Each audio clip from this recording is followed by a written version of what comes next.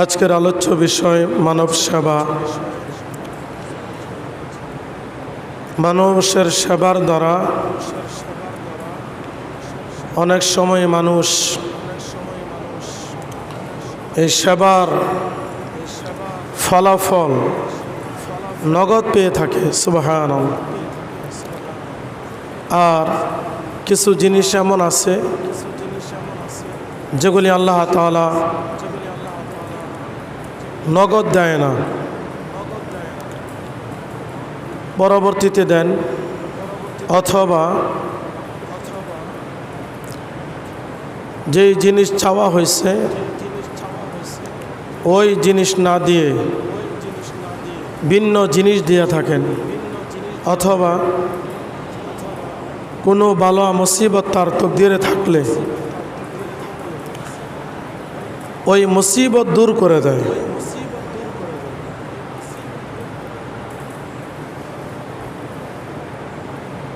যেমন দোয়া, যেই ব্যাপারে দোয়া করা হয় এই ব্যাপারটা আমার জন্য কতটুকু কল্যাণকর এটা আমার চাইতে সব চাইতে একজন ভালো জানেন, তিনি কে? আল্লাহ। হতে পারে এটা আমার জন্য অকল্যাণ, কিন্তু আমি চেয়ে বসছি, তো আল্লাহ তাআলা এটা না দিয়ে ভিন্ন কোনো বালা মুসিবত থাকলে এটা দূর করে দেয়। এই যে মানব সেবা,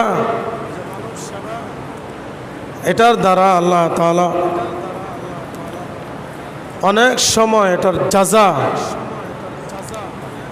দুনিয়ার জমিনের ভিতরেই দিয়ে থাকে, আবার অনেক সময় আখিরাতের ময়দানে হাজারো কোটি গুণে বাড়ায়া তার প্রতিদান তার আমল নামায় উঠাইয়া দেওয়া হবে, সুবহানাল্লাহ।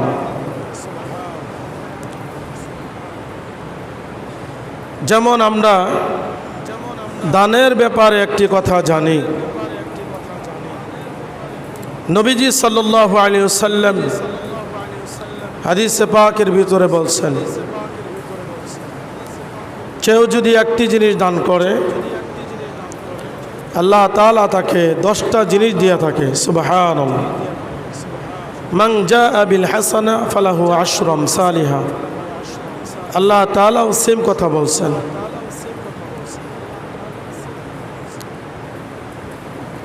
তো অনেক সময় দুনিয়ার জমিনের ভিতরেই মানুষ দান করছেন, তো নগদ এটার ফলাফল পেয়ে গেছে।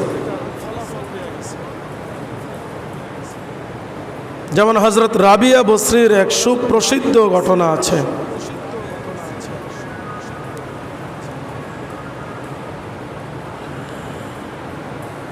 সকালবেলায়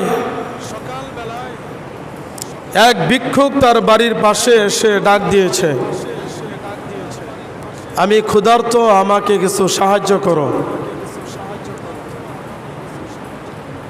তো বাড়ির খাদেমাকে বলছেন, ঘরের ভিতরে কি আছে দিয়া দাও।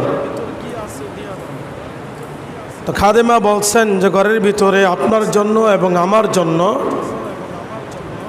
2টা রুটি আছে, আর কিছুই নাই। রাবিয়া বসরি বলছেন দিয়া দাও।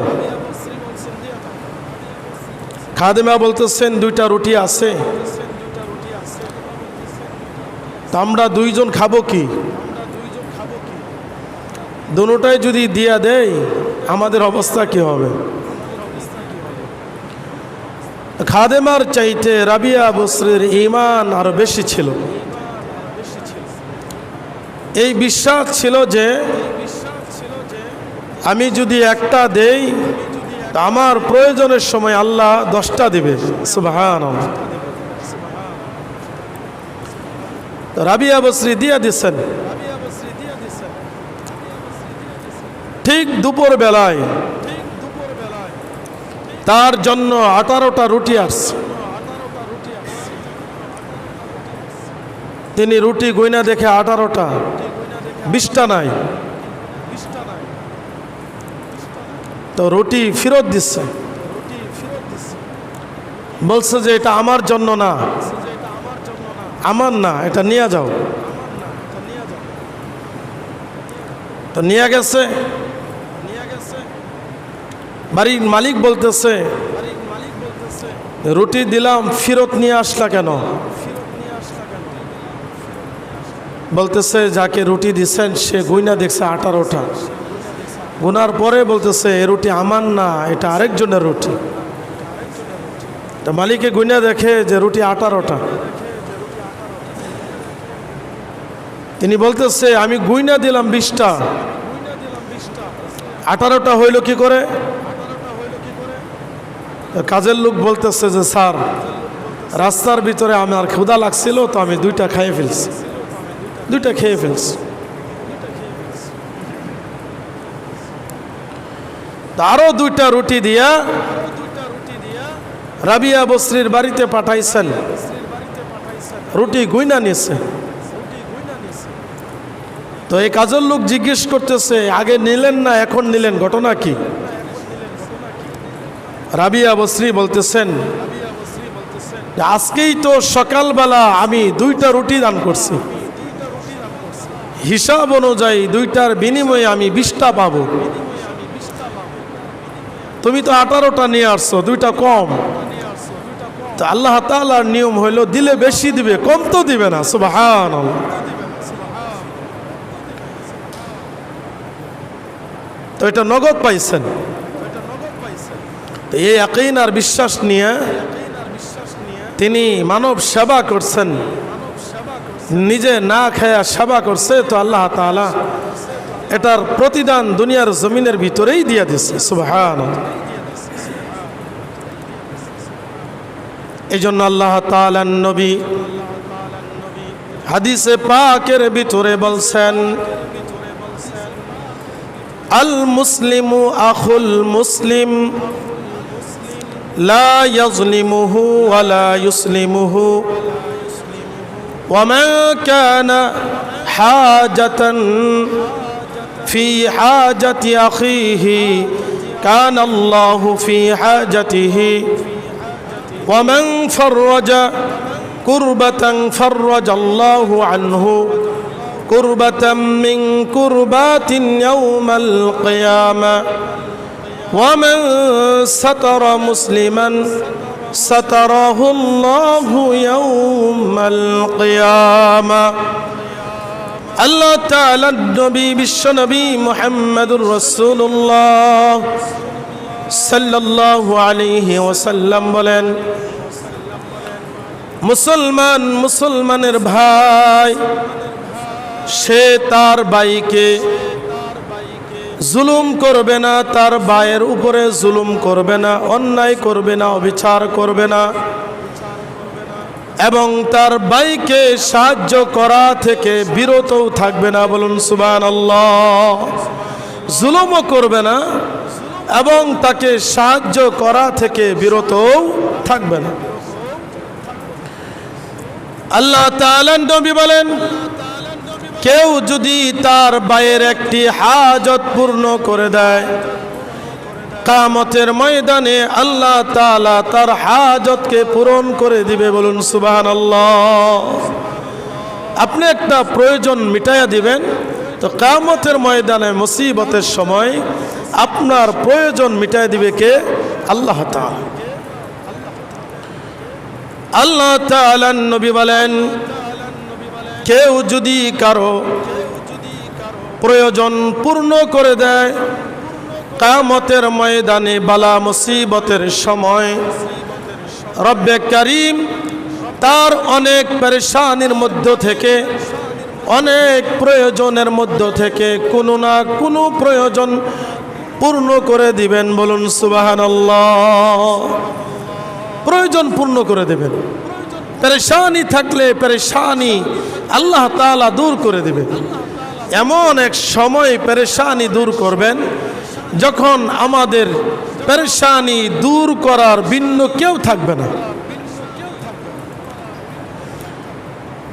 শুধু তাই নয়, আল্লাহ তাআলা নবী বলেন, ওয়ামান সাতারা মুসলিমান সাতারাহুল্লাহু ইয়াউমাল কিয়ামা, কেউ যদি তার ভাইয়ের কোনো দোষ ত্রুটি গোপনে রাখে, আল্লাহ তাআলা কিয়ামতের ময়দানে তার দোষ ত্রুটিগুলি গোপনে রাখবেন। বলুন সুবহানাল্লাহ। হাদিসে পাকের ভিতরে নবীজি বলছেন, এমন কিছু দোষ ত্রুটি আছে যেইগুলি সে জানে, তার স্মরণও আছে, কিন্তু আল্লাহ তাআলা তাকে জান্নাত দিয়ে দিয়েছে। তখন সে বলবে যে আমার তো এই ত্রুটি ছিল, আপনি তো হিসাবও নিলেন না, আমাকে জান্নাত দিয়ে দিচ্ছেন। তখন আল্লাহ তাআলা বলবে, তোমার কাছে তোমার এক ভাইয়ের দোষ জানা ছিল, তুমি ওটা গোপনে রাখছো, আমি আল্লাহ তাআলা তোমার দোষকে গোপনে রেখে তোমাকে মাফ করে দিলাম। সুবহানাল্লাহ। এটা আল্লাহ তাআলা পারে কি পারে না? অবশ্যই পারে। এজন্য আল্লাহ তাআলা নবী বলতেছেন যে মানব সেবা এটা গুরুত্বপূর্ণ এক ইবাদত, গুরুত্বপূর্ণ এক ইবাদত, যে তুমি একজনের প্রয়োজন পূরণ করে দেবা, আল্লাহ তাআলা তোমার প্রয়োজন পূরণ করে দেবে।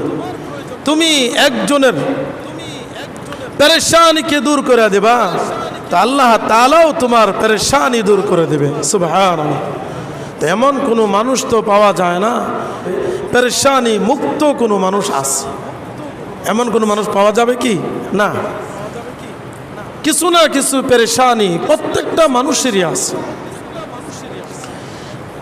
এই জন্য আল্লাহ তাআলা নবী ভিন্ন হাদিসে পাকের ভিতরে বলছেন,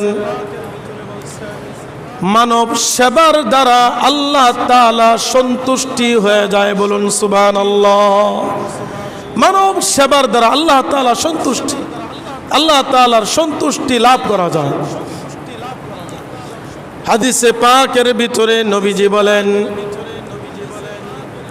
আল খালকু ইয়াদুল্লাহ ফাআহাব্বুল খালকি ইলাল্লাহি মান আহসানা ইলা আয়ালিহি। আল্লাহ তাআলার নবী বলেন, সমস্ত মাখলুকাত আল্লাহ তাআলার পরিবারভুক্ত, সুতরাং এই মাখলুকাতের মধ্যে তারাই আল্লাহ তাআলার কাছে শ্রেষ্ঠ, তারাই আল্লাহ তাআলার কাছে সবচাইতে বেশি প্রিয়। যারা আল্লাহ তাআলার পরিবারের উপরে ইহসান করে, দয়া করে, আওয়াজ করে বলুন সুবহানাল্লাহ। যারা সৃষ্টি জীবের উপরে ইহসান করে, দয়া করে, আল্লাহর কাছে সবচাইতে প্রিয় হইল তারা। সুবহানাল্লাহ। সমস্ত মাখলুকাত আল্লাহ তাআলার পরিবারের অন্তর্ভুক্ত। এই মাখলুকাতের মধ্যে তারাই শ্রেষ্ঠ যারা সৃষ্টি জীবের উপরে ইহসান করে, দয়া করে। মানব সেবার দ্বারা আল্লাহ তাআলার জান্নাত লাভ হয়ে যায়। নবীজি সাল্লাল্লাহু আলাইহি ওয়াসাল্লাম বলেন, মান কাদা লি আহাদিন হাজাতান ইউরিদু আন ইউসিররাহু বিহা ফাকাদ সাররানি ওয়া মান সাররানি ফাকাদ সাররাল্লাহ ওয়া মান সাররাল্লাহ আদখালাহুল জান্নাহ। আল্লাহ তাআলার নবী বিশ্বনবী মুহাম্মদুর রাসূলুল্লাহ সাল্লাল্লাহু আলাইহি ওয়াসাল্লাম বলেন, কেউ যদি আমার কোনো উম্মতের অভাব অনটন দূর করে দেয়, এতে তার উদ্দেশ্য হলো ওই ব্যক্তিকে সন্তুষ্ট করা, এতে তার উদ্দেশ্য হলো ওই ব্যক্তিকে খুশি করা। আল্লাহ তাআলা নবী বলেন, সে ওই ব্যক্তিকে খুশি করলো না, প্রকৃত পক্ষে সে আমি নবীকেই খুশি করলো। বলুন সুবহানাল্লাহ।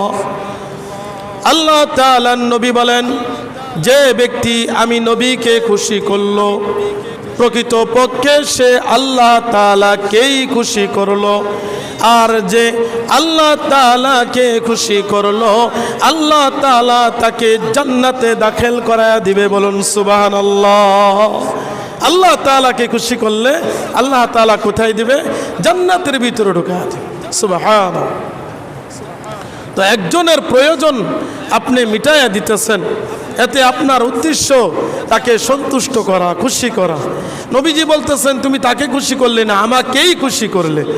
আর যে আমাকে খুশি করলো সে আল্লাহকে খুশি করলো, আর যে আল্লাহকে খুশি করলো আল্লাহ তাআলা তাকে জান্নাত দিয়া দিবে। সুবহানাল্লাহ, সুবহানাল্লাহ। মানব সেবার দ্বারা আল্লাহ তাআলার সাহায্য লাভ হয়। আল্লাহ তাআলা নবী হাদিসে পাকের ভিতরে বলেন, আর রাহিমুনা ইয়ারহামুহুমুর রহমান ইরহামু মান ফিল আরদি ইয়ারহামুকুম মান ফিস সামা। যারা দয়ালু, দয়াময় আল্লাহ তাদের উপরে দয়া করে, সুতরাং তোমরা পৃথিবীবাসীর উপরে দয়া করো। আসমানবাসী আল্লাহ তোমাদের উপরে দয়া করবেন। বলুন সুবহানাল্লাহ। যারা দয়ালু তাদের উপরে আল্লাহ দয়া করে। আল্লাহ তাআলা নবী বলেন, জমিনবাসীর উপরে ইহসান করো, দয়া করো। আসমানবাসী আল্লাহ তোমাদের উপরে দয়া করবে। সুবহানাল্লাহ। ভিন্ন হাদিসে পাকের ভিতরে নবীজি বলছেন, লা ইয়ারহামুল্লাহু মান লা ইয়ারহামুন নাস।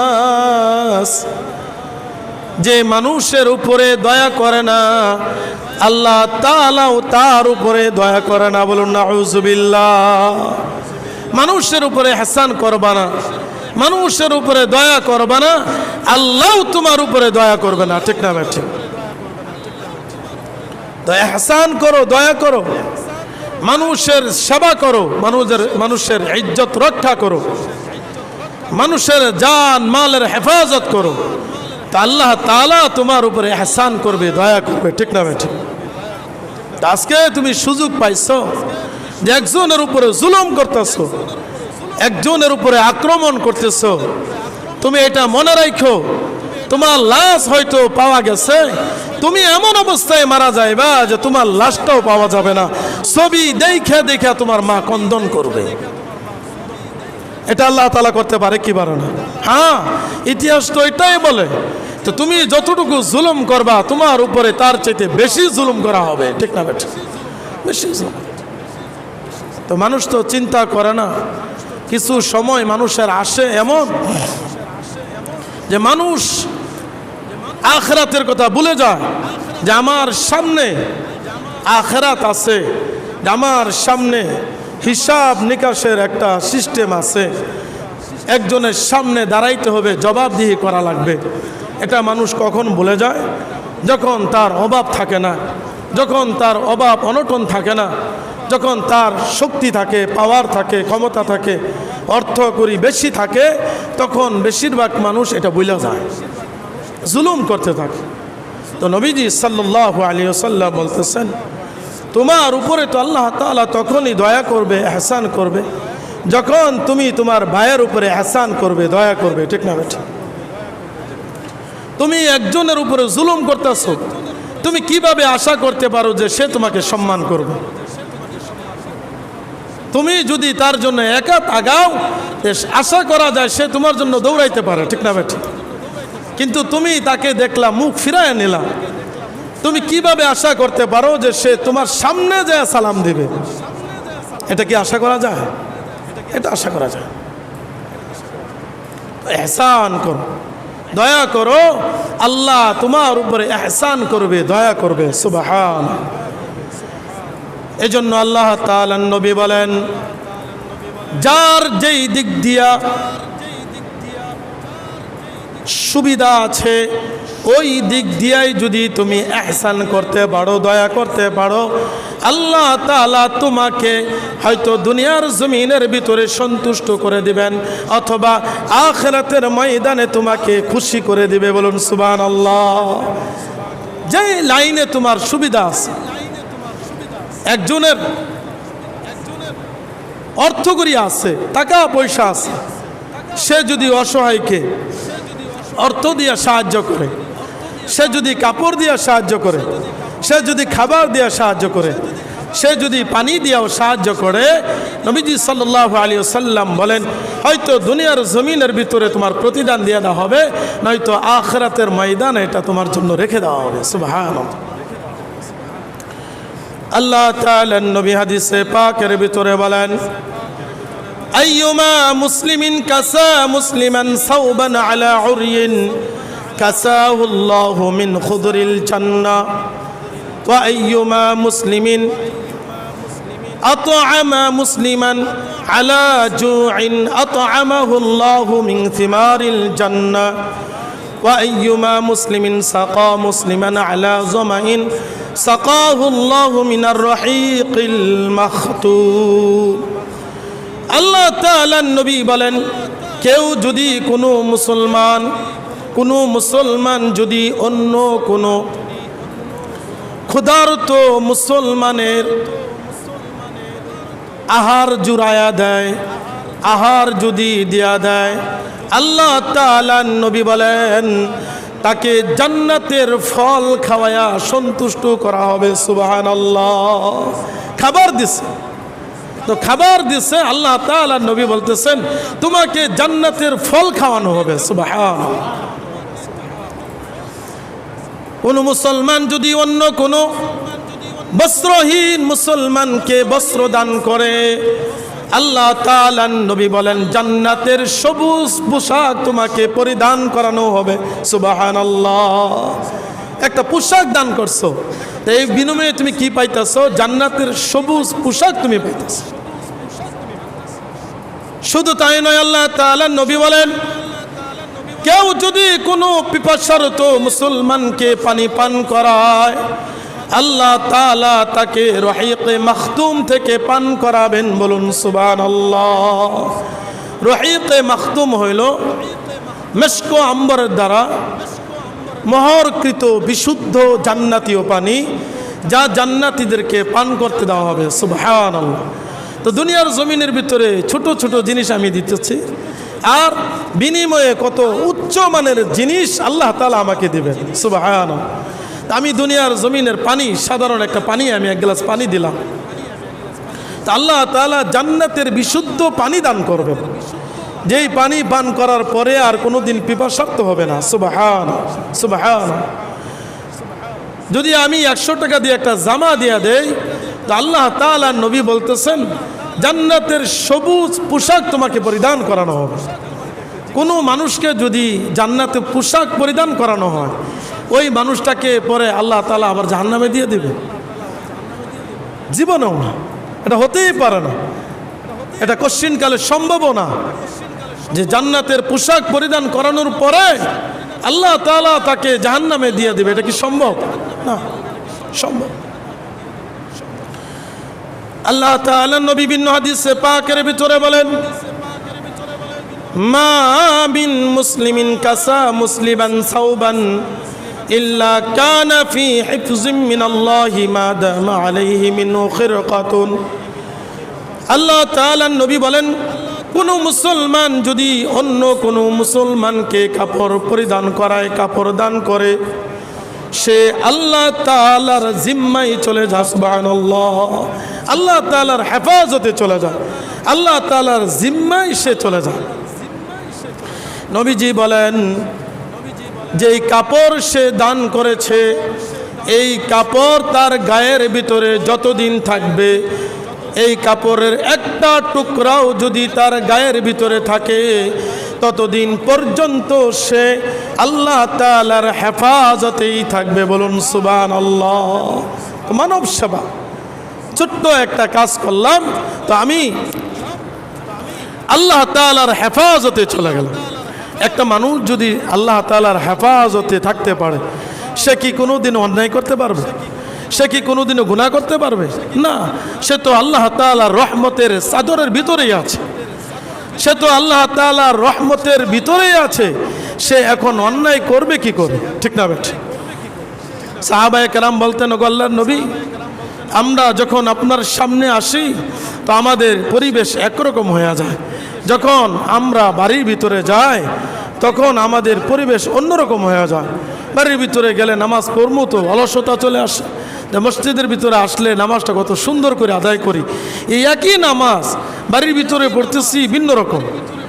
নবীজি সাল্লাল্লাহু আলাইহি ওয়াসাল্লাম বলে যে এটা হলো রহমতের একটি ছায়া।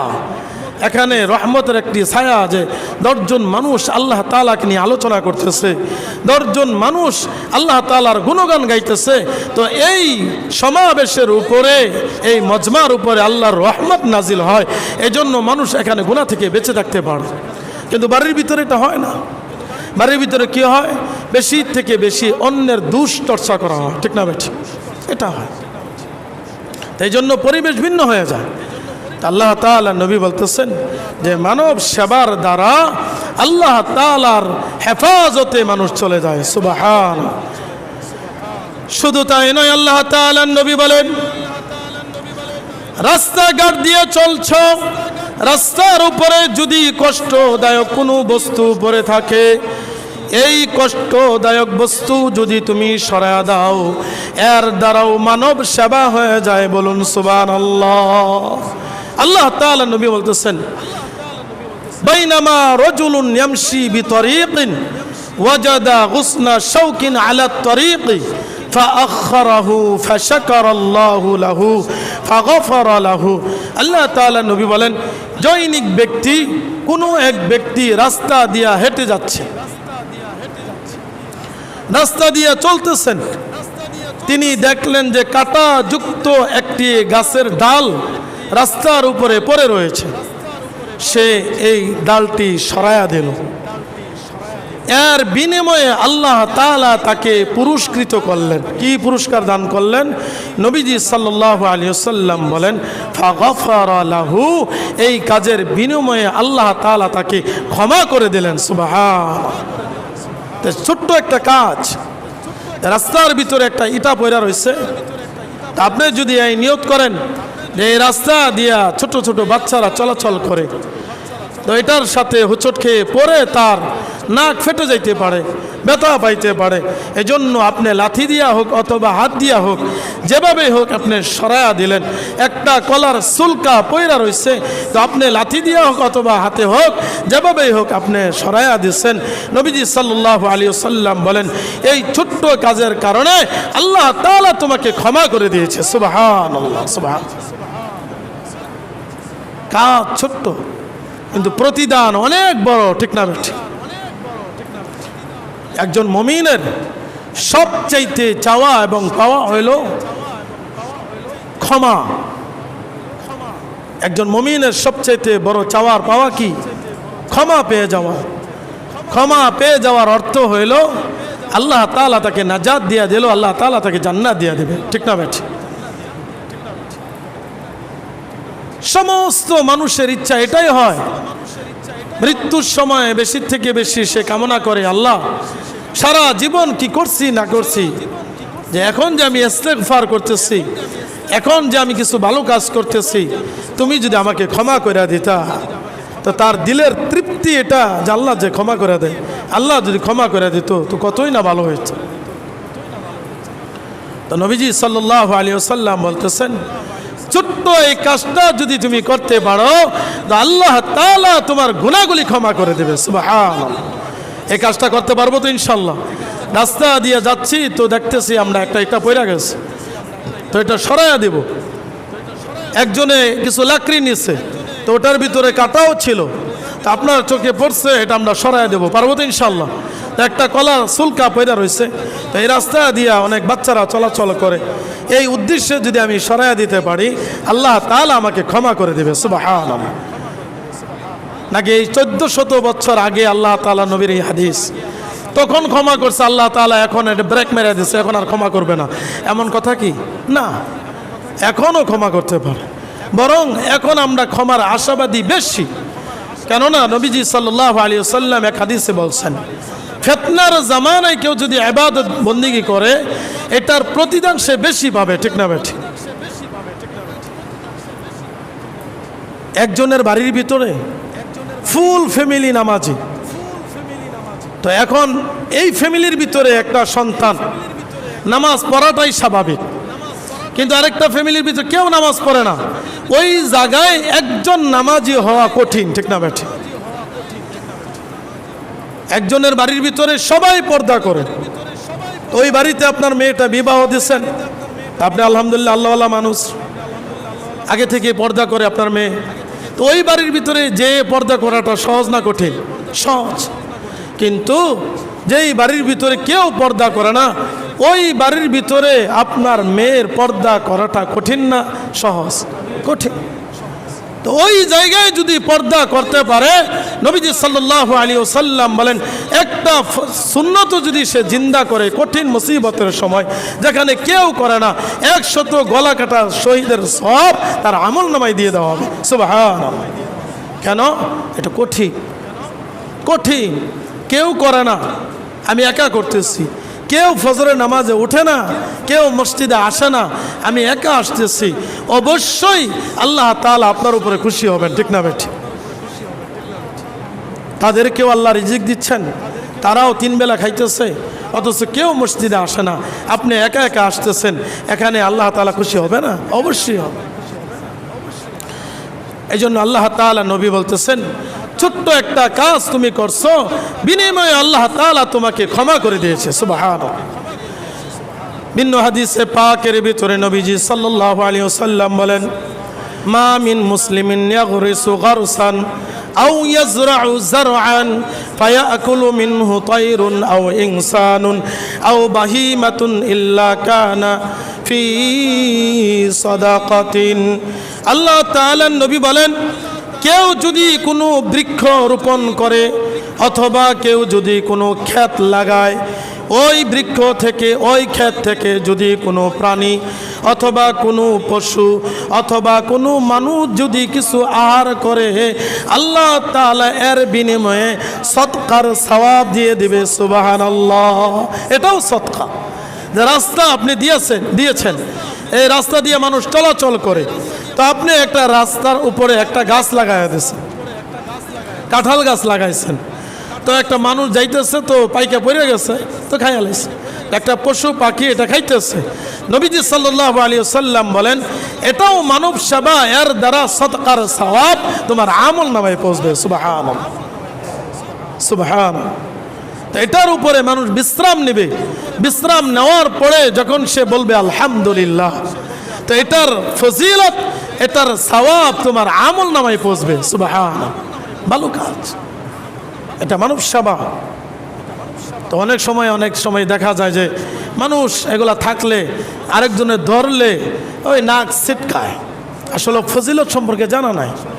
হ্যাঁ, জুলুম করা যাবে না। একজনে গাছ লাগাইছে, তার বাড়ির উপরে গাছ আছে, ওইটার উপর থেকে বারবার আপনি চুরি করে নিয়ে আসেন, এটা করা যাবে? এটা করা যাবে কি? এটা করা যাবে না। তা আপনি এটা লাগাইছেনই এই জন্য, জনকল্যাণের জন্য, যে এই রাস্তা আমার বাবার সম্পত্তি, আপনি গাছ লাগাই দিচ্ছেন, তো গাছ বড় হইতেছে, ছায়া দিতেছে, পথচারী এখান থেকে যাইতেছে, তো ছায়া গ্রহণ করতেছে, ছায়া গ্রহণ করার পরে আলহামদুলিল্লাহ শুকরিয়া আদায় করতেছে, এই আলহামদুলিল্লাহর সওয়াব আপনার মা বাবার কবরে পৌঁছবে। সুবহানাল্লাহ। তো মানব সেবা। ভিন্ন হাদিসে নবীজি সাল্লাল্লাহু আলাইহি ওয়াসাল্লাম বলেন, কেউ যদি বিধবা মিসকিনদেরকে সেবা করে, এর বিনিময়ে আল্লাহ তাআলা জিহাদকারী, রাত্রিবেলা নফল নামাজ আদায়কারী, দিনের বেলা নফল রোজা আদায়কারীর ন্যায় সওয়াব তার আমল নামায় দিয়া দিবে। সুবহানাল্লাহ। আল্লাহ তাআলা নবী বলেন, আস-সাঈ আলাল আরমিলাতি ওয়াল মিসকিনি কাল মুজাহিদি ফি সাবিলিল্লাহ আবিল কাইমিল লাইলি ওয়াস সাইমিন নাহার। নবীজি সাল্লাল্লাহু আলাইহি ওয়াসাল্লাম বলতেছেন, এই সওয়াব তার আমল নামায় দিয়ে দেওয়া হবে। মিসকিনদেরকে সেবা করছে, মাথার উপরে এতিমদের মাথার উপরে হাত বুলাইয়া দিছে, নবীজি সাল্লাল্লাহু আলাইহি ওয়াসাল্লাম বলেন, দয়ার নজরে মায়ার নজরে সে হাত বুলায় দিয়েছে, হাতের নিচে যত চুল পড়ছে ততগুলি নেকি তার আমল নামায় দিয়ে দেওয়া হবে। সুবহানাল্লাহ।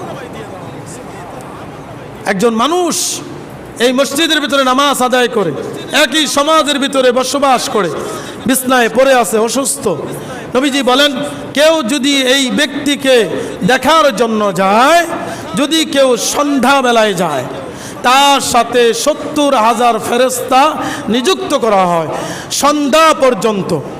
কেউ যদি সকালবেলা যায়, সন্ধ্যা পর্যন্ত 70,000 ফেরেশতা তার জন্য মাগফিরাতের দোয়া করতে থাকে। সুবহানাল্লাহ, সুবহানাল্লাহ। এবং জান্নাতে তার জন্য একটি বাগান বানানো হয়। এমনও মুসল্লি দেখা যায় মাসকে মাস বিছনায় পড়ে রয়েছে, পাশের মুসল্লি খবর নেয় না। তো জামাতের উদ্দেশ্য কি? এই যে জামাতে নামাজ আদায় করা হয়, জামাতে নামাজ আদায় করার অনেকগুলো উদ্দেশ্যের ভিতরে একটা উদ্দেশ্য হইল পার্শ্ববর্তী ভাইয়ের খোঁজখবর নেওয়া, সে কি হালাতে আছে, কি অবস্থায় আছে, আজকে 3 দিন ধরে মসজিদে আসে না, কেন আসে না, এর খোঁজ নেওয়া, এটা তার দায়িত্ব। নবীজি বলেন কেউ যদি সন্ধ্যাবেলায় এই কাজ করে, সকাল পর্যন্ত 70,000 ফেরেশতা তার জন্য মাগফিরাতের দোয়া করতে থাকে। সুবহানাল্লাহ। ভিন্ন এক হাদিসে নবীজি বলছেন, ইন্নাল মুসলিমা ইযা আদা আখাহুল মুসলিম লাম ইয়াজাল ফি খুরফাতিল জান্নাতি হাত্তা ইয়ারজিআ। নবীজি সাল্লাল্লাহু আলাইহি ওয়াসাল্লাম বলেন, কোনো মুসলমান যদি তার অন্য কোনো মুসলমানের সেবার জন্য তার বাড়ির ভিতরে যায়, যতক্ষণ সে ফিরে না আসে ততক্ষণ পর্যন্ত সে আল্লাহ তাআলার জান্নাতের বাগানেই থাকে। সুবহানাল্লাহ, জান্নাতের বাগান। এটা সহজ, এটা একজন মুসলিম আরেকজন মুসলিমের উপরে হক, এটা তার অধিকার। আমরা এই আমলটা করতে পারবো তো ইনশাল্লাহ। আজকে যেই হাদিসগুলি বলছি প্রত্যেকটা সহজ সহজ আমল করার মতন হাদিস, ঠিক না ভাই? ঠিক। রাস্তার ভিতরে কিছু পড়ে থাকলে এটা সরায় দেওয়া, আপনার বাচ্চাও তো পড়ে যেতে পারে, এটা সহজ না? অবশ্যই সহজ। এরপরে ফি সাবিলিল্লাহ, আল্লাহি ওয়াস্তে কিছু লাগায়া যাওয়া। রাস্তার ভিতরে বহু জায়গা পড়া থাকে, আপনি যদি একটা চারা কিনা লাগায়া দেন, যতদিন এটা থাকবে ততদিন এটার সওয়াব পাবেন। একজন গরিব 60 টাকা দিয়ে 70 টাকা দিয়ে একটা গেঞ্জি কিনা দিলেন, আল্লাহ না করুক গেঞ্জিটা দেওয়ার পরে আপনি মারা গেছেন, যতদিন এই গেঞ্জি তার গায়ের উপরে থাকবে ততদিন আপনি আল্লাহর হেফাজতে থাকবেন। সুবহান আল্লাহ সুবহানাহু ওয়া তাআলা আমাদের সবাইকে জেনে জেনে আমল করার তৌফিক দান করুক। আমরা বলি আমিন। ওয়া আখিরু দাওয়ানা আনিল হামদুলিল্লাহি রাব্বিল আলামিন।